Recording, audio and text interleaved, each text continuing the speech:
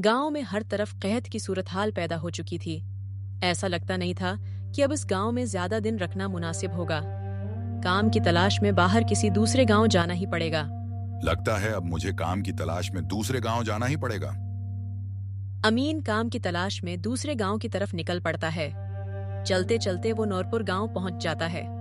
वहां उसका कोई ठिकाना नहीं था और न ही उसके पास कोई काम था। चलते चलते वो एक अमीर किसान रहीम सेठ के पास पहुंच जाता है। सेठ जी, मैं अमीन हूँ, दूसरे गांव से आया हूँ। हमारे गांव में कहत पड़ गया है। लोगों के खेत सूख गए हैं। गांव में पानी की एक एक बूंद के लिए लोग तरस रहे हैं। अगर मुझे आपके पास कुछ काम मिल जाए तो बड़ी मेहरबानी होगी, बड़े भाई।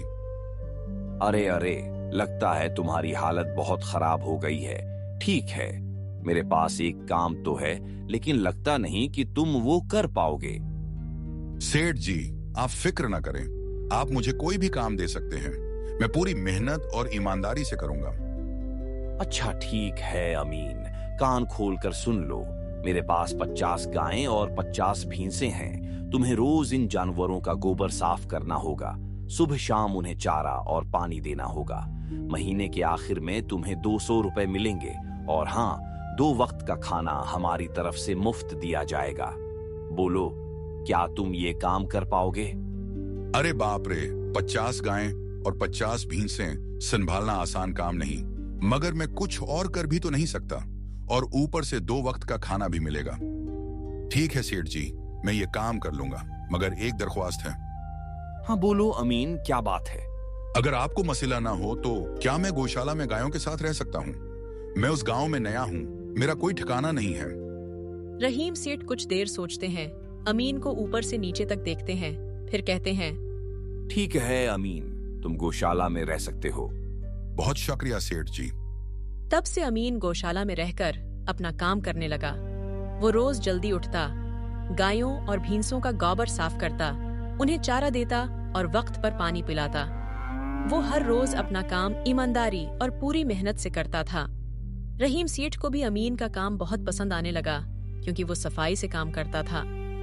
अमीन, मुझे तुम्हारा काम बहुत पसंद आया है। तुम गायों और भैंसों का अच्छा ख्याल रख रहे हो।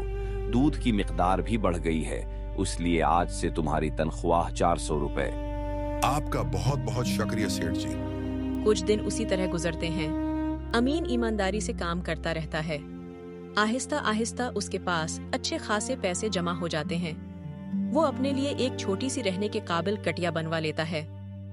गौशाला में सोने से नाक में गोबर की बो आती रहती थी। अब आखिरकार मुझे अपने घर में सुकून से सोने को मिलेगा। अब वो दिन में काम करता और रात को अपने घर जाकर सोता था। कई साल उसी तरह गुजर जाते हैं।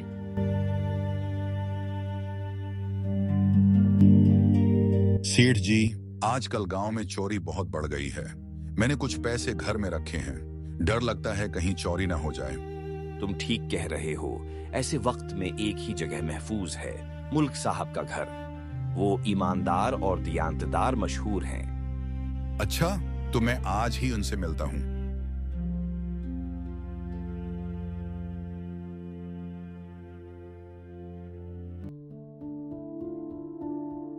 रको, कहाँ जा रहे हो? मुझे मलक साहब से मिलना है, कुछ पैसे रखवाने हैं। हाँ बेटा, बोलो क्या काम है? मैंने 5,800 रुपए जमा किए हैं। गांव में चोरी बढ़ गई है। मैं चाहता हूं कुछ वक्त के लिए आपके पास रख दूं। तुम्हारे पैसे मेरे पास बिल्कुल महफूज रहेंगे, फिक्र न करो। अमीन अपनी पैसों की थैली मलिक साहब को दे देता है। ये पूरे 5,800 रुपए हैं, गिन लीजिए। गन्ने की जरूरत नहीं, मुझे तुम पर पूरा भरोसा है।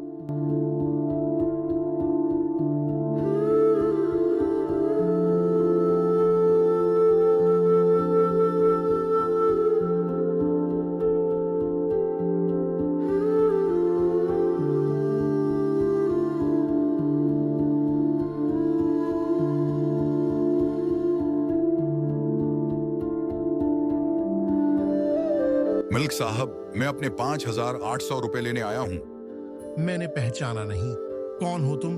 कोई कागज है? मैं हर काम कागज पर करता हूँ। आपकी ईमानदारी देखकर ही मैंने आपको पैसे दिए थे। कागज दिखाओ, वरना जाओ यहाँ से।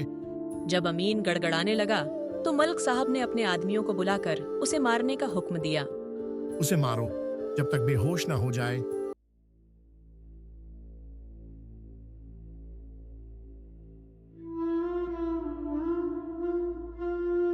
सेठ जी, मेरे पैसे हड़प लिए गए। मेरे पास एक तरकीब है। अगले दिन रहीम सेठ एक बड़ा सूट केस भरकर मलिक साहब के पास जाते हैं। मैं दूसरे सूबे जा रहा हूँ, ये बड़ी रकम है, क्या आप रख लेंगे? जरूर, आपके पैसे बिल्कुल महफूज रहेंगे। अरे अमीन, मैं तुम्हें पहचान ना पाया था। ये लो तुम्हारे 5,800 रुपए।